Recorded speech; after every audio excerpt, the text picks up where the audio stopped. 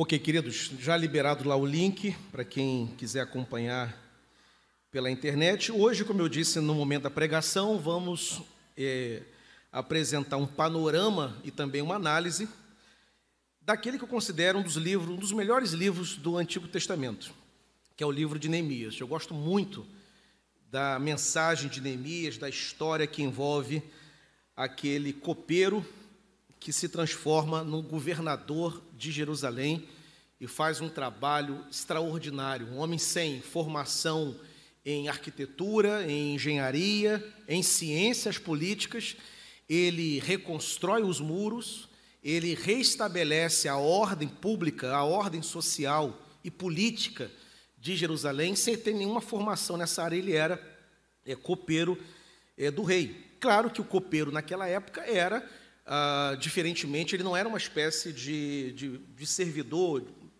de garçom, digamos assim, né?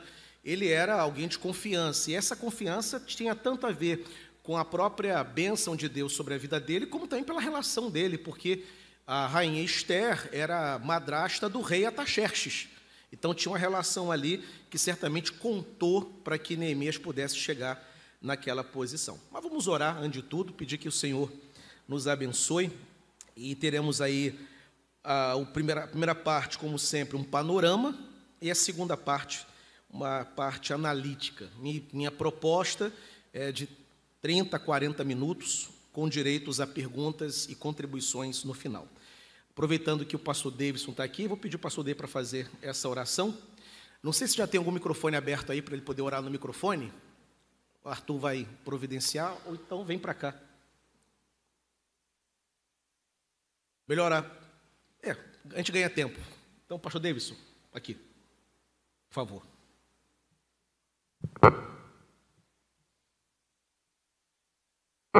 Pai, nós te exaltamos pelo privilégio que temos em estar agora nos preparando para recebermos a lição da Tua Palavra. Clamamos a Ti a Tua bênção, para que em tudo o Teu servo seja iluminado, para trazer a nós, ó Pai, todos os ensinamentos relevantes e importantes sobre o livro de Neemias. Então, trata conosco nessa manhã. Assim clamamos a Ti estas bênçãos, em nome de Jesus. Amém.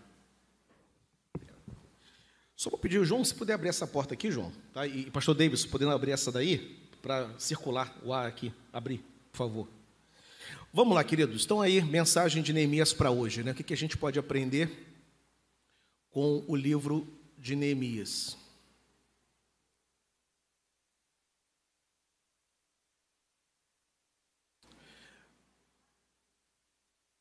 Não está funcionando. Agora foi. Foi. Obrigado.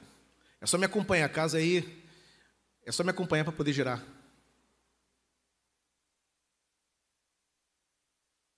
Só um minuto, gente.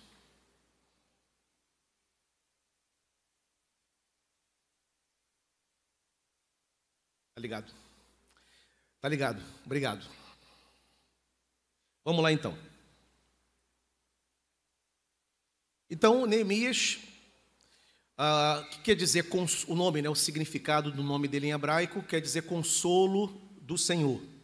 No antigo... Está funcionando? Tá, obrigado, Natália. Então, no antigo cano hebraico, né, Esdras e Neemias formavam um só livro, né? E a Septuaginta é a tradução do Antigo Testamento para a língua grega. O mundo inteiro estava falando grego e era necessário pegar os textos do Antigo Testamento e traduzi-los para o grego. E essa tradução aconteceu e é chamada de Septuaginta. E tem esse nome porque foram 70 judeus alexandrinos que fizeram essa tradução, permitindo que o mundo antigo, que falava o segundo idioma, né? Porque o primeiro era o nativo de cada nação, o idioma nativo de cada nação. E o segundo, que era o inglês da época, era o grego. Então, na Septuaginta, já houve aí uma configuração diferente. Depois veio a Vulgata, que é a versão católica da Escritura. Ela teve também uma configuração conforme está mencionada ali, né? A Vulgata Latina é quem primeiro os divide, chamando Esdras de Esdras I, e Neemias de Esdras 2. Mas aí vem depois o cânon como nós conhecemos, né? Vamos chamar de cânon evangélico, que é o cânon que a gente utiliza, né? Só a Bíblia evangélica e moderna, só a Bíblia evangélica e o moderno cânon hebraico mantiveram a divisão, dando a eles os nomes de personagens centrais. Então, o livro de Esdras passou a ser chamado apenas de Esdras, e não Esdras 1, e o Neemias, que era Esdras 2, passou a ser chamado de Neemias, como a gente conhece. Então, no início teve essa configuração diferente, no cânon antigo, depois algumas modificações até chegar na nomenclatura, no título, como a gente está familiarizado hoje. O autor, Esdras, o sacerdote, né, e escriba, e ele é considerado, pela tradição judaica, o autor do primeiro e também do segundo livro das crônicas, de Esdras e também do próprio livro de Neemias. Certamente serviu de anotações suas e de Neemias para poder escrever esse livro, já que, algumas vezes, Neemias aparece falando na primeira pessoa.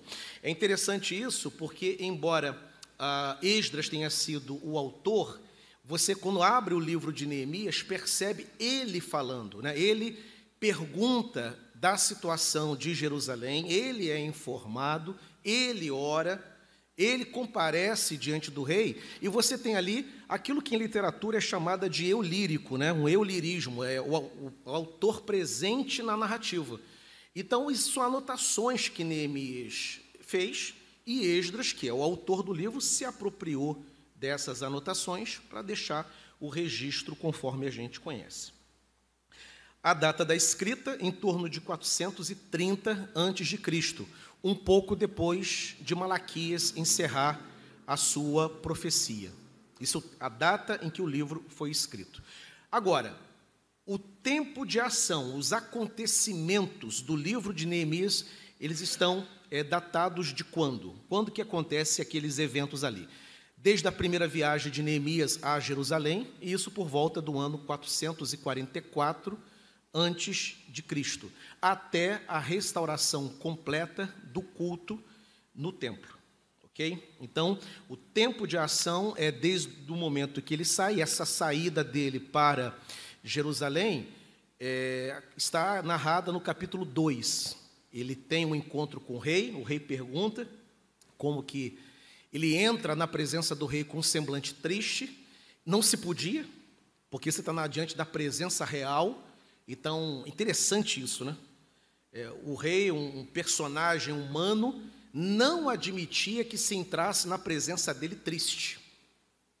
E aí ele entra, porque não consegue estar alegre, porque ele acabou de ser informado que Jerusalém está desolada, os muros derrubados, as portas, os portões, numa época em que as cidades eram todas sitiadas para evitar invasão estrangeira.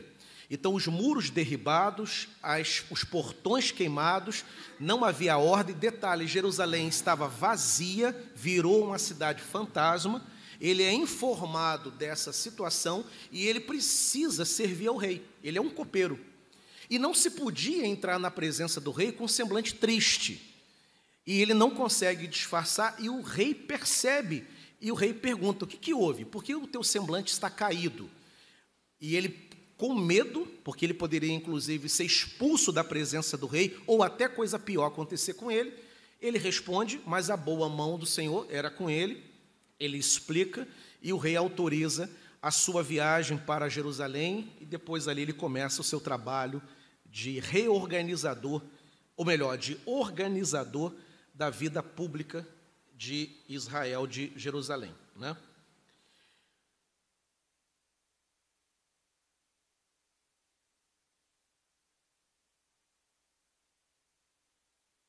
Vamos lá.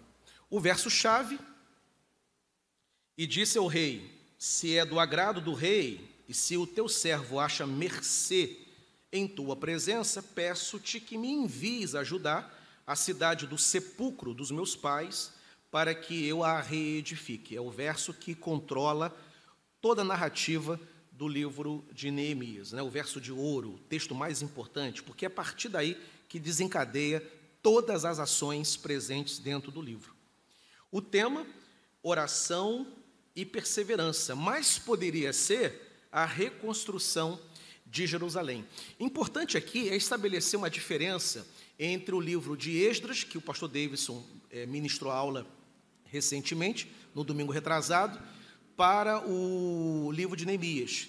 Ambos lidam com reconstruções, ambos lidam com reedificação. Só que Esdras se concentra no templo, ele restaura o templo, né? E já conta a história da reconstrução do templo no livro de Esdras. Já Neemias não, o templo já está reconstruído, mas a cidade está destruída. Então já Neemias se concentra na reconstrução da cidade. Interessante que numa lógica, a cidade precisa de proteção, e até o templo. Mas eles começam pelo templo. Eles começam pela casa de Deus. Depois partem para a cidade. Primeiro vem a casa de oração. Primeiro o local da adoração. Deus é a prioridade. Depois a cidade. Interessante que o próprio templo, sem os muros erguidos, sem as portas levantadas, o próprio templo estaria correndo perigo, com invasões. Mas eles, em nenhum momento, eles cogitaram de começar primeiramente pela cidade, começa primeiramente pelo templo, e só depois, então, parte para a reconstrução. Interessante essa prioridade que aparece na sequência da Escritura. O conteúdo, Neemias era copeiro, isso aqui eu vou precisar ler um pouquinho mais, mas eu vou tentar ser bem breve, mas está bem explicativo aqui. Neemias era copeiro do rei Artaxerxes. Este era um cargo de honra e confiança, certamente adquiridos em parte por ser um homem admirável e em parte por Ester, a judia, a rainha Ester, era madrasta do rei. Neemias recebera notícias do estado calamitoso da cidade de Jerusalém. Esdras já estava lá há 13 anos. O templo já fora construído, mas os muros e a cidade ainda estavam desolados. Ele se entristeceu bastante e o rei leu isto em seu rosto. Artaxerxes não somente permitiu sua ida a Jerusalém, como também nomeou governador da cidade e lhe autorizou levar madeira para a reconstrução. Depois eu volto nessa questão do conteúdo. Então, toda a dinâmica do que vai acontecer nos capítulos do livro de Neemias tem relação com a notícia que ele recebe de Jerusalém, com a maneira como ele reage, a oração que ele faz a Deus pedindo favor diante do rei, né? E a liberação do rei, que não só o libera, mas também o coloca como governador. Então, ele chega em Jerusalém com a missão de reorganizar a cidade e não tem preocupações apenas com a segurança pública. Ele tem preocupações também com a moral, ele tem preocupações com a ética, com os deveres cívicos. Então, realmente, o trabalho de Neemias é um trabalho extraordinário, um trabalho completo, porque ele atua na área da religião, na área da moral, na área da ética, dos deveres, da responsabilidade. É até um tanto rigoroso, né? O último capítulo, aliás, de Neemias escandaliza, né? Porque ele, depois de todo o trabalho de reconstrução, a cidade está tinindo, está organizada, os muros foram levantados, está tudo funcionando, uma maravilha. O que acontece lá no último capítulo? Aparece os judeus se casando novamente com mulheres estrangeiras. E aí, nesse casamento que ele é informado, e não pode casar com mulheres estrangeiras, porque era contaminação considerada por Deus, contaminação no meio do povo, ele reage. E na reação que está lá no último capítulo, ele repreende, ele espanca, inclusive arranca os cabelos dos homens, né? Tal a reação que ele tem. E aí tem quem pergunte, né, por que uma reação tão explosiva? Mas olha o que Israel havia experimentado. Experimentou o cativeiro por causa da desobediência. Neemias não quer aquela experiência novamente. Então, quando ele vê que o povo, depois de tudo feito, templo reconstruído, cidade reconstruída, está lá o povo desobedecendo novamente, trazendo o olhar negativo de Deus, aí ele vai, repreende, se não bastasse repreender, ele bate, e se não bastasse bater, ele arranca a barba e o cabelo dos homens, para nunca mais se casarem novamente com mulheres estrangeiras. Então, ele é alguém muito visceral, né? As entranhas de Neemias estava naquele empreendimento, ele estava realmente levando a sério aquele momento de reavivamento, de restauração da cidade. Deixa eu avançar aqui mais um pouco, que depois eu volto, na segunda parte analítica, eu trago um pouco mais desse conteúdo, senão eu vou ficar repetindo o que não precisa agora. Vamos para a divisão. Como é que a gente pode pegar os capítulos, né, os 13 capítulos do livro de Neemias, e qual é a visão panorâmica que nós temos dele? Primeiramente, o livro de Neemias pode ser dividido, aliás, pode não, ele é dividido em 13 capítulos, né? Do primeiro ao segundo,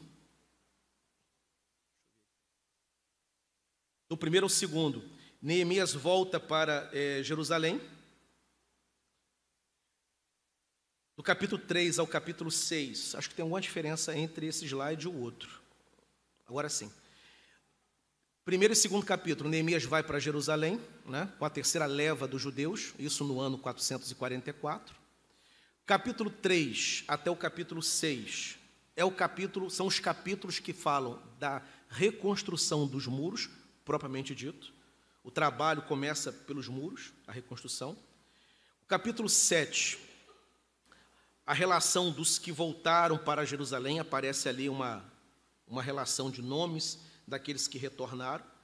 Capítulo 8 ao capítulo 10, quebrantamento, confissão e arrependimento, isso no contexto do culto, quando o culto vai ser restaurado, e aí tem um momento em que o povo se reúne no dia da adoração, e essas partes litúrgicas, elas são divididas, né? Você tem uma parte inteira que é voltada para quebrantamento, outra parte voltada para confissão e para arrependimento. Capítulo 11 até o capítulo 12, a relação dos que habitaram em Jerusalém, aparece ali uma nova relação de nomes, né? E o capítulo 13 é o capítulo em que Tobias é expulso do templo, né? Depois que o templo está reinaugurado, Tobias aparece ali, se estabelece dentro do templo, mas depois Neemias vai lá e o coloca para fora. Muito bem. Aí vem a parte analítica, né?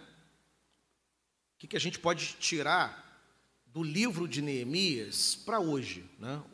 Quais são os insights, as aplicações que o livro apresenta para a gente, quais os desafios que o livro de Neemias apresenta. Primeiro, eu acho interessante, no capítulo 2, ele começa, ele se desloca, ele tendo a conversa com o rei, e depois ele vai e chega na cidade. E quando ele chega na cidade, no verso 11, ele diz assim: cheguei em Jerusalém. Começaria ali o trabalho de Neemias, né? E como estava a cidade? Em grande miséria, a cidade estava debaixo de desprezo, né? Os muros derribados, como eu disse, as portas queimadas, né?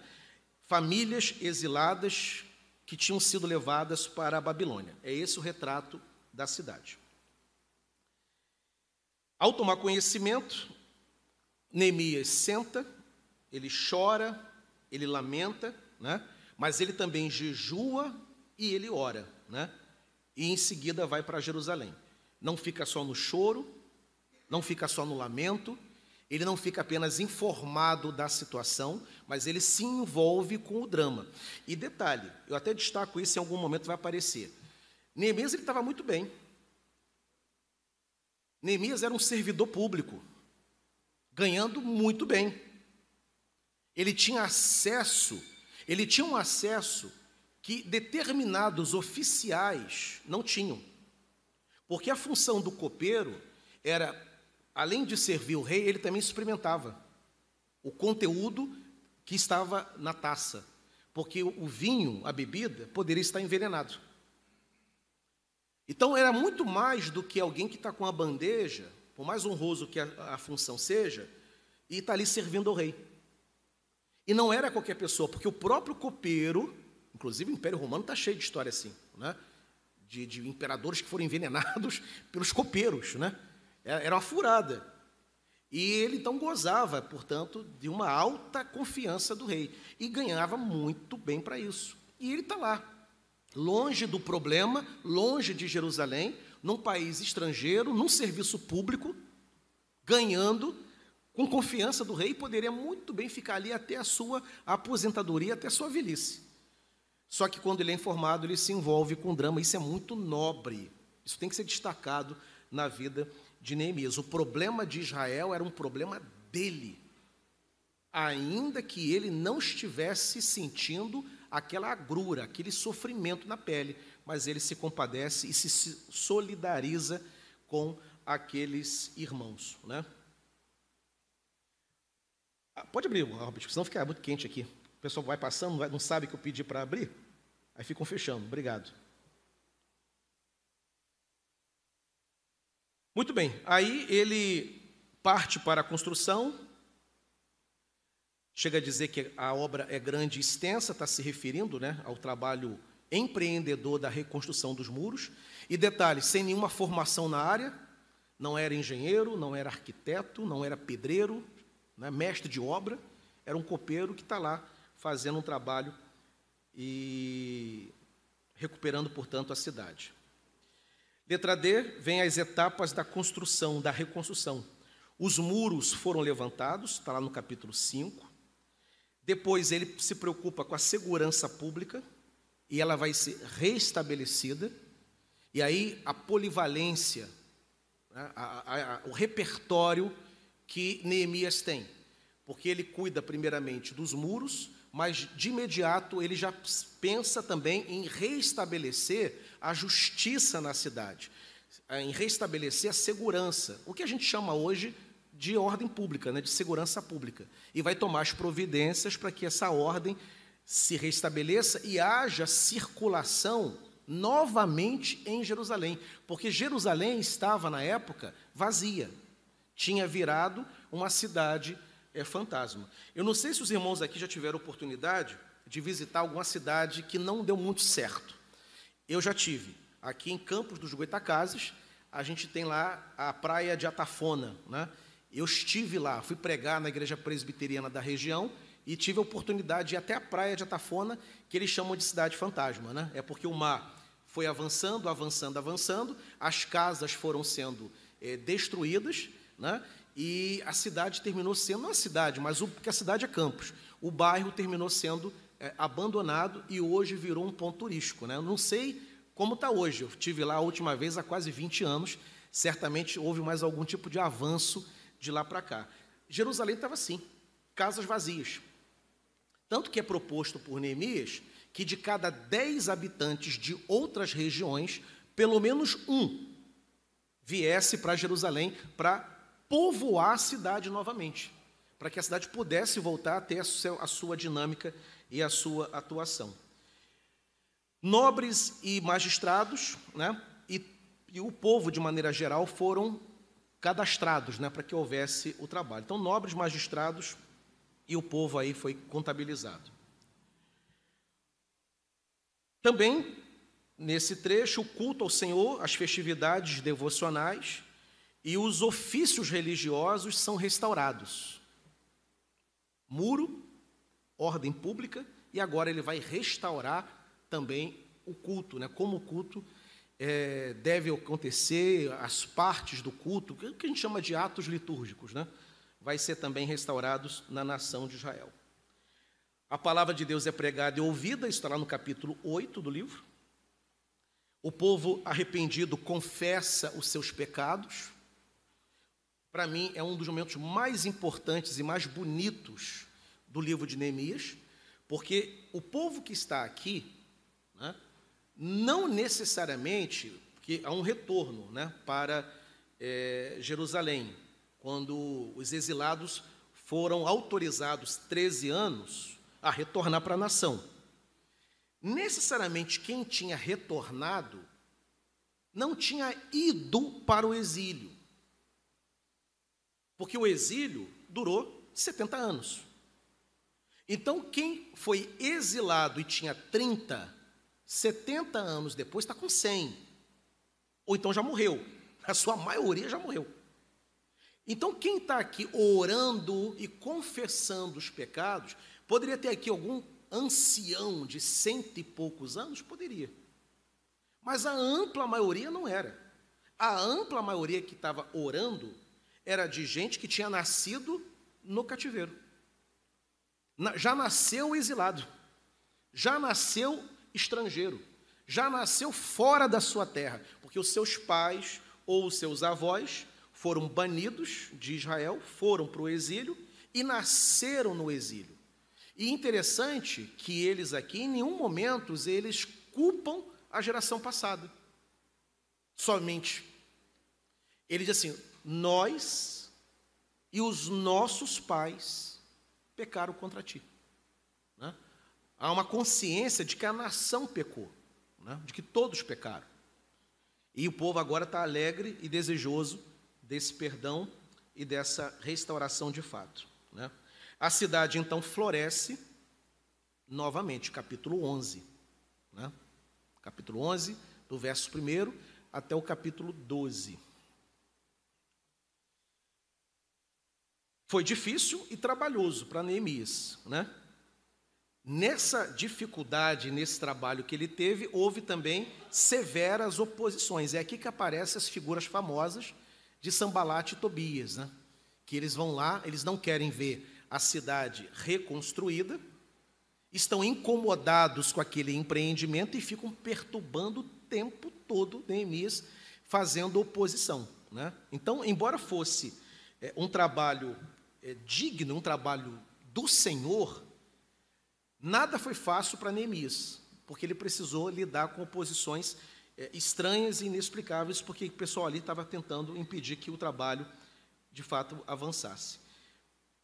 Neemias era copeiro do rei Artaxerxes, e mesmo seguro com seus rendimentos e gozando da confiança, ele decidiu deixar aquela segurança, aquela proteção toda que ele experimentava para ir para Jerusalém. Por isso que ele, como eu disse, é digno de toda admiração, a solidariedade dele, a luta dele, né? Porque ele não é alguém que está sofrendo de longe, né?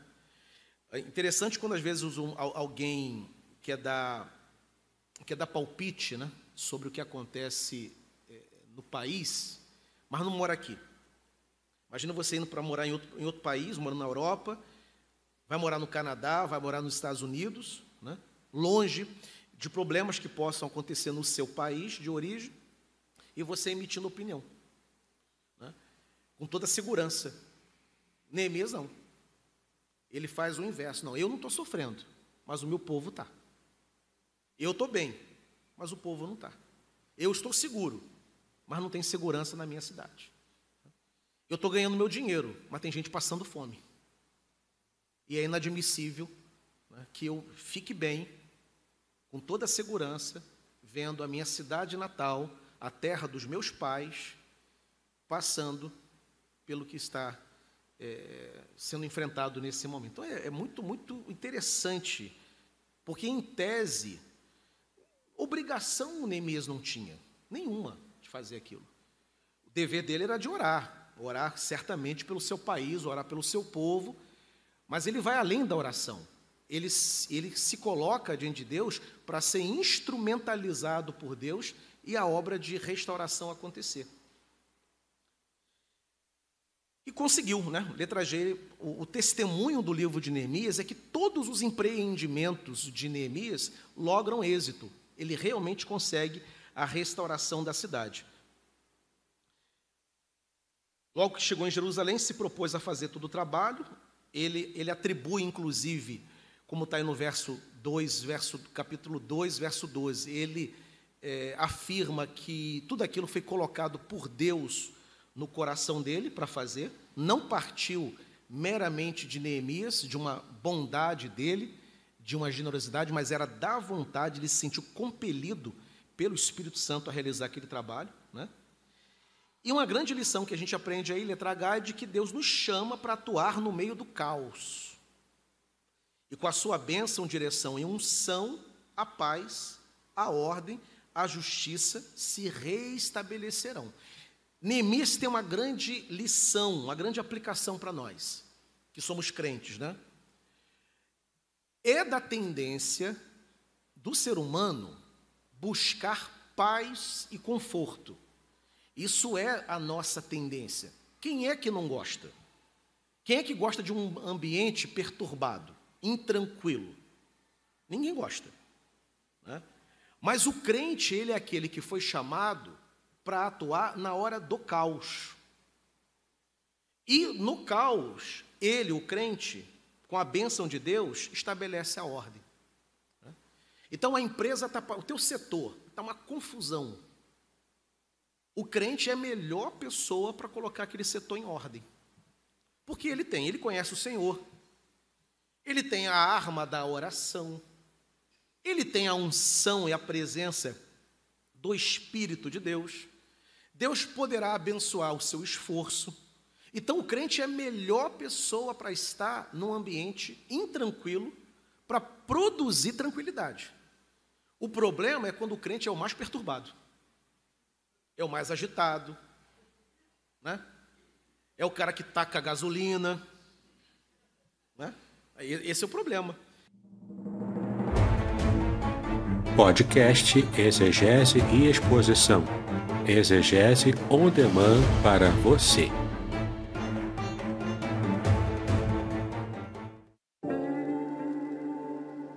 Shalom, aqui é o Davidson Pignon.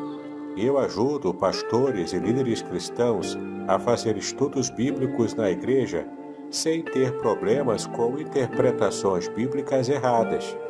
Então, se você está pensando em compreender a sua Bíblia com segurança, não deixe de assistir a mais conteúdos como este aqui neste canal. Novamente citando a igreja de Caruaru, né, eu estava almoçando com um irmão, aí me apresentou lá uma irmã, que era, inclusive exercia uma liderança importante lá na igreja. Ele falou assim: pastor, é a pessoa mais complicada aqui da igreja. Disse, caramba, rapaz. E nessa posição. Depois edita essa parte, tá? Tá, Deus, mete o dedo, edita essa parte, vamos chegar lá.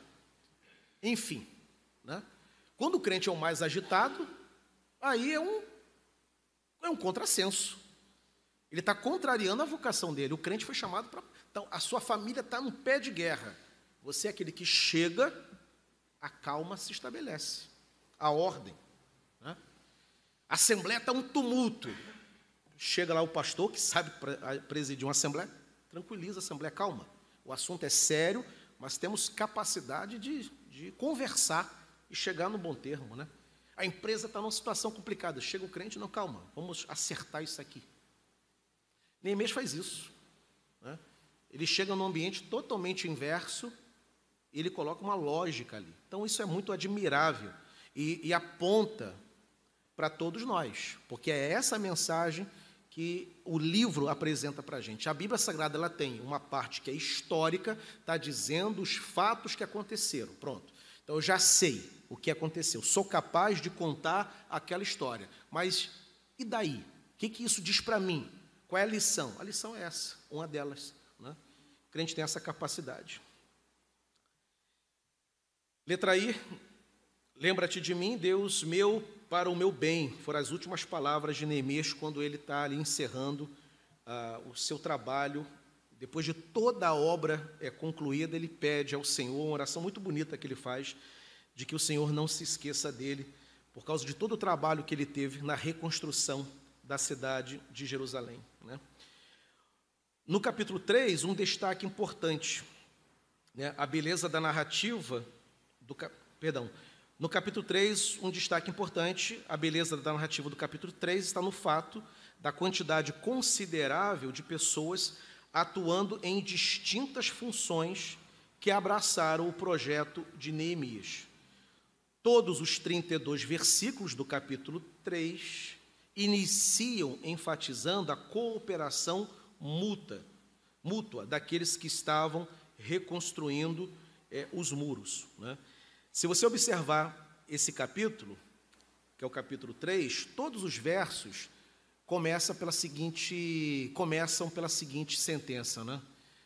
Ao lado de, junto de, com, ou seja, mostrando que o sucesso daquele empreendimento, claro, houve uma liderança firme de Neemias, mas houve uma cooperação da coletividade, né? A igreja representada ali no povo de Deus de Jerusalém, eles abraçaram o projeto que Neemias apresentou. Então, restaurou, por exemplo, os muros, outro restaurou a porta do monturo, a outra a porta do peixe, a outra a porta das ovelhas, o portal das ovelhas. O grupo foi dividido em múltiplas funções e tarefas distintas, e todos trabalharam juntos. Então, Neemias tem um apelo ao trabalho coletivo da igreja, de que sim, tem uma liderança, tem que ter alguém que diga assim, o caminho é por aqui, vamos caminhar por aqui, né? Mas se o trabalho não for abraçado pela comunidade, o resultado não é alcançado nunca. Então, é um apelo interessante a essa coletividade e uma lembrança de que ninguém atua sozinho no reino de Deus. Nós precisamos permanentemente uns dos outros. Senão o trabalho não acontece, ninguém faz nada sozinho. Eu lembro, inclusive, permito abrir aqui um parêntese, um texto que eu li, e que eu achei aquilo muito interessante e concordei com o conteúdo daquele texto. Era acerca do aniversário de uma igreja batista, histórica, e teve uma historiadora que visitou aquela igreja porque ela queria fazer um projeto de pesquisa mostrando o impacto daquela igreja na cidade em que aquela igreja batista foi estabelecida.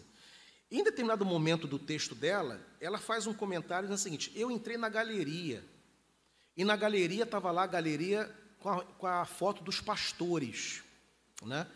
Desde o fundador, o primeiro pastor, até o pastor atual. Aí ela disse, eu não vi a foto das irmãs, das mulheres. E aí ela coloca uma outra questão, fala assim, não vi também, principalmente, a foto das mulheres negras, que trabalhavam na cozinha da igreja, né? Então, ela chama atenção para que, geralmente nas igrejas, né, se elogia o trabalho do pastor e se esquece de que ele não trabalhou sozinho, né? Que houve muita gente por trás e que não aparece, o nome não é mencionado, às vezes não tem uma foto, não tem uma galeria em homenagem a ela, e que muito trabalhou, que muito atuou, né? E, principalmente, como o trabalho tinha essa perspectiva do lugar da mulher, do papel da mulher, ela dizia o seguinte, eu não vi as mulheres. E as mulheres compõem o grupo que mais atua em... Pergunta a qualquer pastor, pastor, quem mais atua, homem ou mulher? Homem está em postos de liderança. Mulheres são mais numerosas e estão espalhadas nos variados trabalhos.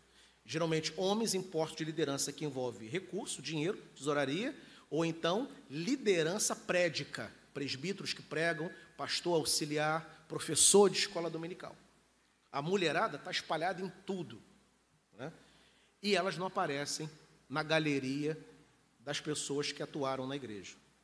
Interessante isso, né? De enfrentar temas espinhosos que são importantes para a gente poder pensar de fato. Não aparece muito, não. Bem, avançando aqui um pouco mais, deixa eu ver aqui onde eu parei.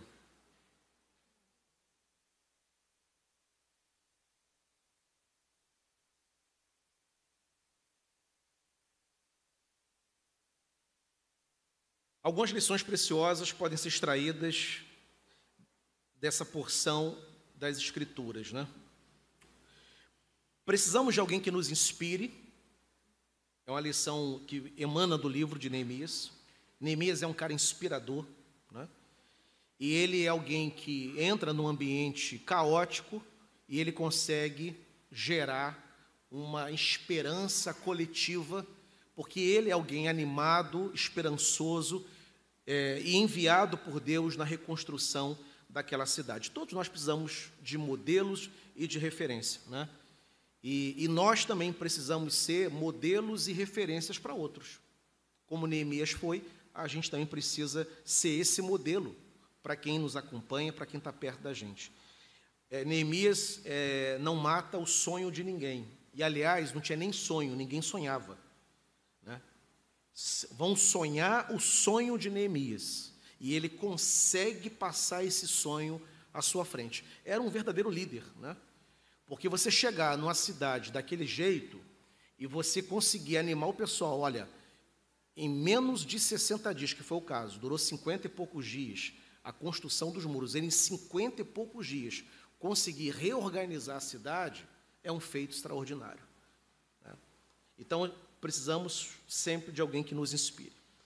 Uma segunda lição que nós tiramos também do livro é que nós precisamos de gente inconformada com o caos. Além de Neemias servir de inspiração, ele é alguém que ficou inconformado com o retrato que foi apresentado a ele da sua cidade querida. Ele não aceitou aquela última palavra acerca da sua cidade. Ele, não, calma aí, isso está errado.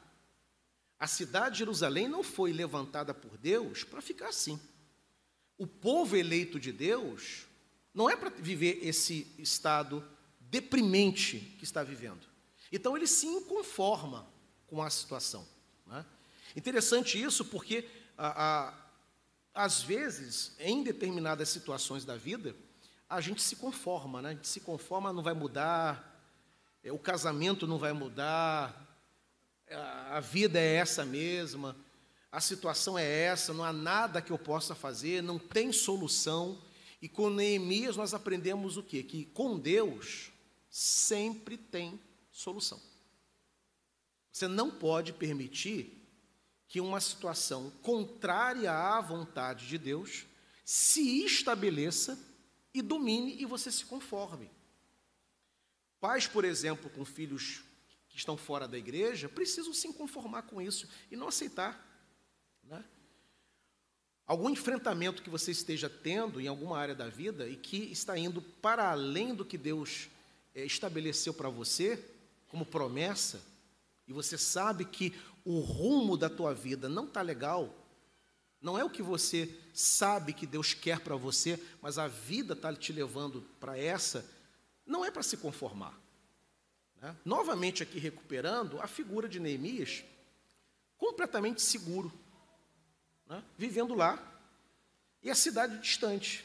Não, inadmissível que a cidade de Deus, onde tem o templo, onde o culto ao Senhor é oferecido, é inadmissível que permaneça nesse estado degradado, nesse estado deplorável. Temos que reerguer, temos que fazer.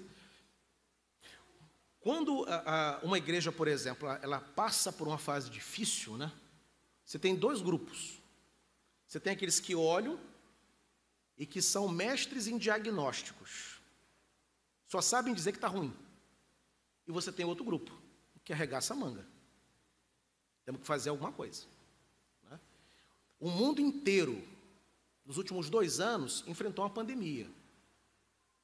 Teve gente que, é isso aí, não há nada a se fazer. E teve gente que arregaçou a manga, né?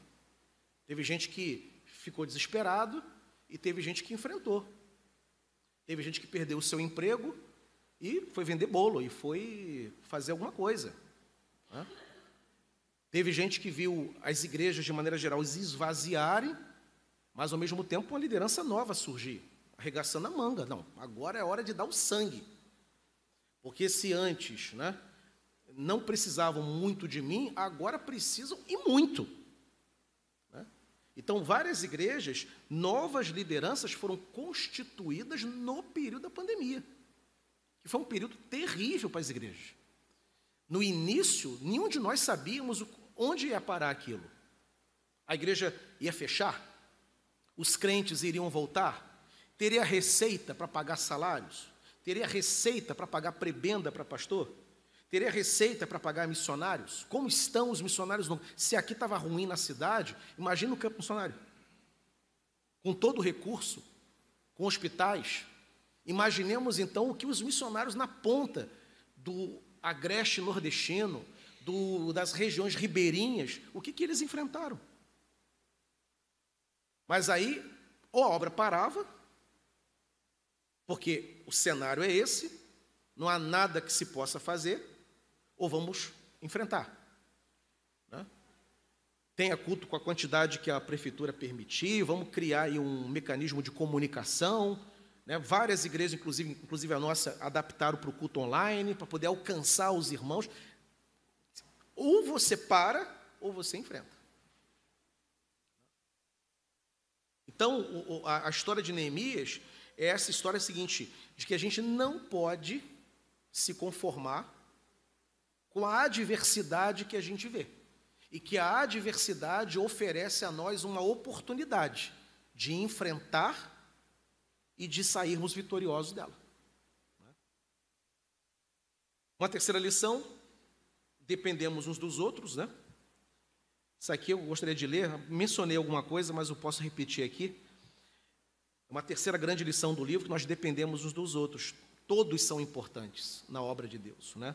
No capítulo 3, já mencionado, aprendemos que os portais das ovelhas, dos peixes, do vale, do monturo, da fonte, das águas, dos cavalos, da guarda, com suas trancas, ferrolhos e muros, foram edificados por diferentes homens, de diferentes famílias, com talentos e funções distintas. Que poderosa lição! No reino de Deus, todos são importantes e, por isso, ministram uns aos outros, auxiliam uns aos outros, a fim de que a edificação de todos seja alcançada. Caminhando para o fim, não há caos ou tragédia que não possam ser transformadas pelo Senhor, Deus Todo-Poderoso. O Deus que mudou a sorte de centenas de milhares de pessoas, entre aquelas que habitavam por toda Jerusalém, continua tendo todo o poder de mudar a vida de cada um de nós, em nossas lutas, fracassos, ambiguidades, contradições, frustrações, medos, decepções e sofrimentos. Né? Afinal, para Deus não há impossíveis. Né? Você abre o primeiro capítulo de Neemias e depois abre o 13º. A cidade está florida, funcionando, protegida, muros reerguidos, a vida voltou, depois de um intenso trabalho de Neemias. Né? E onde Cristo aparece? E aqui eu termino. Né? Onde Cristo aparece dentro do livro de Neemias? Embora o livro não faça uma menção direta a Cristo, Neemias representa Cristo pela sua vida modelo. Foi um líder corajoso, lutando contra as desavenças e encorajando o povo a fazer a obra de Deus, semelhante a Cristo, que lutou contra a oposição do povo e encorajou seus discípulos a permanecerem firmes. Orava com fervor, Neemias era um homem de oração, como Cristo orava, e finalmente era dedicado à lei de Deus, né? Valor muito importante também na vida de Cristo. Né? Tudo que Neemias faz, ele faz de acordo com a palavra de Deus, de acordo com a lei de Deus. Em nenhum momento ele tenta fazer nada da sua cabeça. O grande objetivo dele era fazer conforme a lei. E aí, quando falo lei, é o Antigo Testamento, né? É o texto que se conhecia até então da Torá, que determinava aquelas ações. Né? E o resultado é aquele que a gente já sabe. E aí, como sempre, a Bíblia Sagrada, o livro que nós utilizamos, e a obra do Ângelo Gagliardi Júnior. Ok. Alguma pergunta, alguma contribuição, alguma colocação? Luiz, só preciso do microfone. Não, mas quem está em casa, acho, mas aí o Arthur saiu, né? Pode perguntar, então, estamos sem microfone hoje.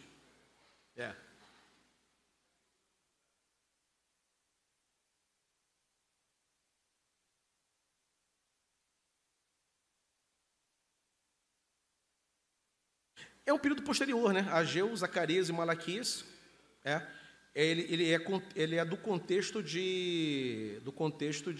da restauração, né? Aquela coisa, embora o povo tivesse sido retornado, saído do exílio e voltado para Jerusalém, e o trabalho de reorganização ter acontecido, sempre os profetas percebiam que tinha mais a ser feito, né? Então, eles terminavam sempre exortando o povo a fazer determinados concertos, né? A exortar o povo a melhorar a sua relação ou com o templo, ou com o culto, com a adoração e assim por diante. Entendeu? Houve etapas, né? Foram 2 etapas. A reconstrução do templo foi em 2 etapas. Houve uma paralisação. De 11 anos. Esse segundo templo, inclusive, que é o templo de Zorobabel, como é chamado, ele chega a ser maior do que o templo de Salomão, né? Que já era uma coisa grandiosa, chegou a ser maior do que o templo de Salomão. Então, não era mais bonito, o mais bonito era o de Salomão, né? Ele era extraordinário. Então, quer dizer, então essa exortação era em função disso, de que apesar do povo ter retornado e de estar debaixo da nova ordem de Jerusalém, sempre tinha problemas aos quais os profetas enxergavam e eles exortavam, né? E estimulando, inclusive, a conclusão do templo, né? Concluir aquela restauração. Ok? O microfone voltou, gente. Se houver, Anderson.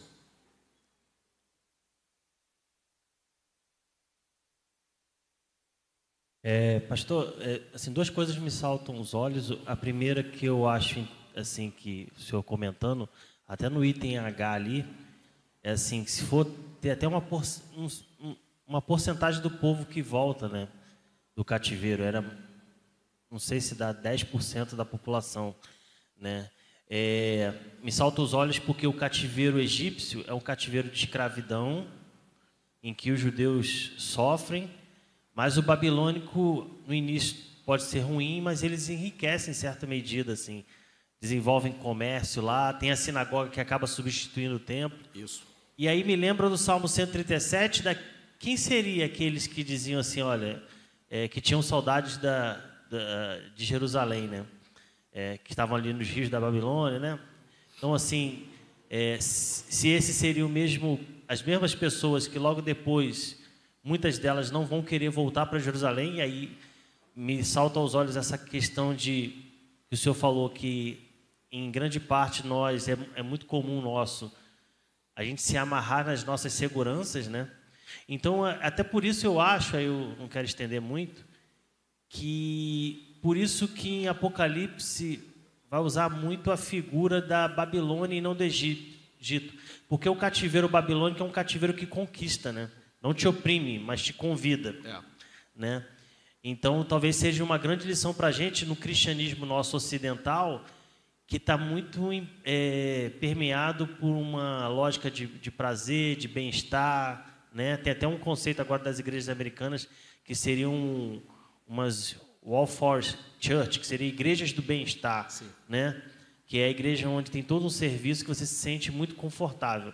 Enquanto a gente olha um cristianismo que ele é profundamente desafiador, ele é arriscado em certo sentido, né?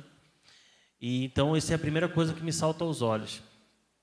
A segunda coisa, que eu acho que é uma coisa que a gente pode tomar um ensinamento para nós mesmos, é que talvez a gente hoje está muito em voga essa coisa da teologia bíblica, as metas narrativas, essas narrativas que controlam a Escritura, né? Tem a teologia da aliança, tem teologia da criação, essas coisas assim, né? Então, essa teologia bíblica que tem essa narrativa, a Bíblia também é a história de 2 cidades. E a gente perde um pouco, talvez, na nossa perspectiva como teologia e como igreja, que Deus também está ensinando Israel o tempo todo como ter uma ordem social, desde o povo saindo do Egito, né, vindo até aquele momento ali, Deus está construindo uma ordem social, e nisso eu acho que parte essa ideia de o lugar da adoração e da devoção como centrais na construção de uma nação, né? Não vou dizer de uma nação, talvez, mas de uma realidade social, o lugar da devoção na construção disso. Né? Por isso que Davi, para mim, se eu fico me indagando, por que Davi é o homem segundo o coração de Deus? De todas as coisas, eu acho que, assim, na minha opinião, assim, eu acho que Davi entendeu que a cidade tinha que nascer de um lugar de devoção, né? Desse lugar de Sião ali, que é esse lugar, né? E a gente perdeu um pouco a perspectiva de que a Bíblia é uma história de duas cidades. Em Gênesis 11, você tem Nimrod levantando a primeira cidade, e Deus, em Gênesis 12, parece que dá uma resposta. Então, eu vou chamar um homem para dele tirar uma família, de dar uma família fazer uma nação, e dele vir um homem que depois vai edificar um povo para mim, que perdeu um pouco a perspectiva do Novo Testamento grego, tem a palavra eclésia, mas provavelmente Jesus não disse eclésia em Mateus 16. Ele disse alguma coisa parecida com carral, que tem muito mais a conotação de nação, etnia, né? Então, assim, parece que perdeu um pouco, a gente perdeu ao longo do tempo essa perspectiva de que Deus está edificando a sua cidade. E Abraão, ele é mencionado em Hebreus como um homem que ia atrás de uma cidade cujo edificador é Deus, né? Então, nesse contexto, se Deus está construindo uma ordem social, e aí você, nos estudos de escatologia, a igreja, ela é um protótipo, ela não é só uma comunidade religiosa, mas ela é um protótipo de sociedade que vai se manifestar na volta de Jesus. É como se fosse ela uma antecipação de um tipo de sociedade que o mundo vai ver quando Jesus vir para governar, né? E nesse sentido, de onde parte a cidade, de onde parte a ordem social? Do lugar de adoração. Sim. Por isso é importante, por isso que Ageu, ele acho que até repreende o povo quando ele fala assim, olha, vocês, porque o povo volta para construir o altar ali, né? E começa com o altar, o templo, o povo para e começa a edificar suas casas, né? E aí ele repreende, olha, por isso que vocês trabalham e não têm o que comer. Juntam, mas parece um saco furado. Por quê? Porque vocês não entenderam que um princípio como Deus organiza a construção da sua ordem social é a partir do lugar de devoção como centro, né? Então isso eu acho que primeiro trabalha na nossa perspectiva pessoal, como nós edificamos a nossa família, como nós edificamos a nossa igreja e como nós edificamos a nossa realidade social que nos cerca, né? Tem duas questões aí interessantes, Jorge. Primeiro, os judeus exilados, eles prosperaram na Babilônia, né? A prosperidade fez com que muitos não voltassem, constituíram suas famílias. Esdras tinha preparado as sinagogas, foi ele que organizou as sinagogas lá. E aí, quando chegou a oportunidade de voltar, mais ou menos 50 mil é que retorna, né? Nem 10%. Então, quer dizer, a prosperidade foi um problema. No Egito, ninguém prosperou. No Egito era escravidão, sofrimento. Todo mundo sai fora do Egito, né? Mete o pé, como diz os adolescentes. Já na Babilônia, não. Uma turma expressiva continua por lá, mesmo podendo retornar, né? Então, mostra, inclusive, que houve muita gente que preferiu permanecer longe de Jerusalém por causa da prosperidade alcançada, o que é um alerta, né? A vontade de Deus é de retorno. Tanto que Ciro foi prometido por Isaías, né? Isaías profetiza do nascimento de Ciro, que seria aquele que autorizaria o retorno dos exilados. Mas nem todos voltaram. E a segunda questão é de que, em Neemias, assim como Ageu, o que fica claro é o seguinte: tudo começa, primeiramente, pela sua relação com Deus, né? Neemias não começa, quer dizer, Esdras e Neemias não começa pela cidade, começa pela casa, começa pelo templo de Jerusalém. O templo primeiro é restaurado, primeiro o lugar da adoração. E depois as residências, as ruas, as vielas, as praças, a ordem pública, né? Então, primeiro o Senhor, a minha relação. E por quê? Porque é uma mensagem muito clara. Se a sua relação com Deus for restaurada, a sua família vai bem, você vai bem, seu trabalho vai bem, a família vai bem, tudo vai bem. Se você estiver mal com Deus, tudo vai mal. Porque a fonte, você não tem essa fonte que organiza a tua vida, que faz a tua vida prosperar. Então, tudo começa pelo Senhor. E depois você parte para as outras dimensões da tua vida. Então, é uma mensagem muito clara, né, que emerge ali do livro de Neemias. Mais alguém, queridos? Pastor Davidson.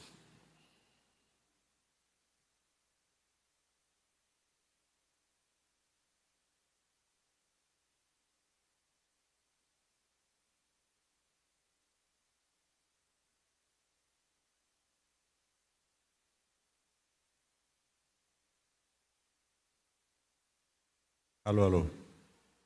Oi, pastor Idauro, a todos os irmãos. É um reforço do que o querido irmão lhe falou. E, de fato, o que ele disse está perfeitamente correto. Por quê? Porque a cidade de Jerusalém, né, ela existe, teve que ser reconstruída em Neemias. Agora, o templo é o coração da cidade. E por um motivo muito simples, que nem sempre a gente conhece. O que ele disse sobre a palavra eclésia, que em grego é igreja, ela desde o Antigo Testamento já vem sido mencionada, só que não como eclésia no original. É kahal, como ele disse. Que na Septuaginta traduziu kahal para eclésia. Então Cristo pega, quando ele fundou a igreja, ele pega aquele mesmo conceito da comunidade judaica. E aplica a nova Kahal, a nova comunidade que ele estava fundando. Mas é o mesmo conceito, o pensamento é hebraico. A palavra é grega, mas o pensamento é hebraico. Então, ele pega essa mesma ideia da comunidade, que agora é a comunidade dele, que ele fundou, Cristo. E por que Jerusalém? Porque o templo é o coração. Porque no exato lugar onde foi construído o templo de Salomão, e hoje é ocupado pela cúpula dourada, a mesquita que está lá, que é uma mesquita muçulmana. Está no coração daquela cidade. Por quê?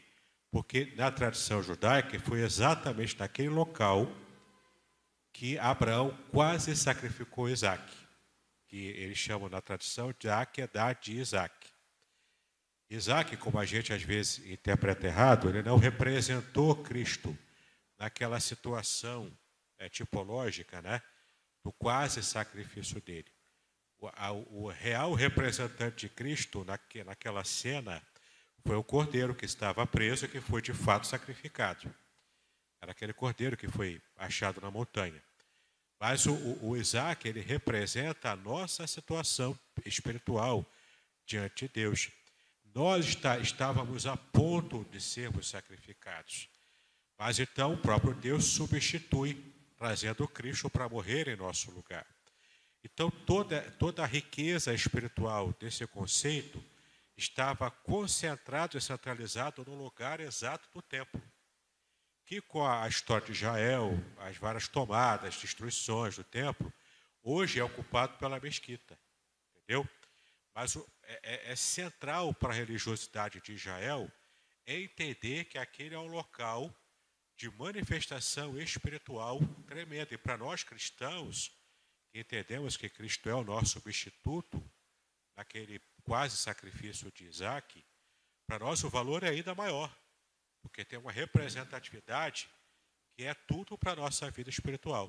Entendeu? Não, e interessante que se houver, por exemplo, ali um conflito, né, porque o lugar se tornou sagrado também para os muçulmanos. Quem é que bota a mão ali? Né? Para eles a importância é menor, porque ali tem a ver com uma passagem na vida de Mohammed, né, de Maomé. A importância é bem menor do que é para judeus e também para cristãos. Se remover ali o problema. Ok, queridos, meio-dia, podemos encerrar, podemos parar?